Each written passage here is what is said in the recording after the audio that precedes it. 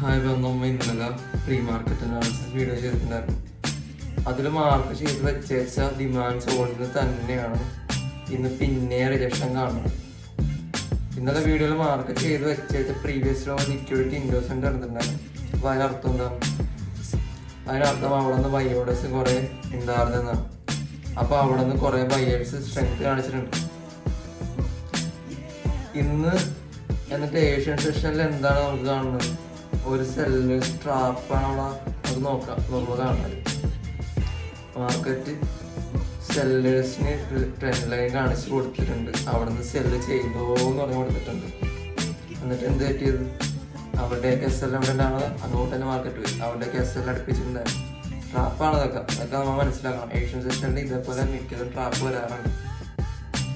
Asian system മിക്കതും trap വരുത്തിക്കാനാണ്. Premature ബയേഴ്സിനെയും സെല്ലേഴ്സിനെയും invite ചെയ്യാണ് market ചെയ്യാറ് ഏഷ്യൻ സിസ്റ്റമിൽ. ഇനിയിപ്പോൾ നമ്മുടെ പോയിന്റ് ഓഫ് ഇൻട്രസ്റ്റിലേക്ക് പ്രൈസ് വന്നുകൊണ്ടിരിക്കുകയാണ്.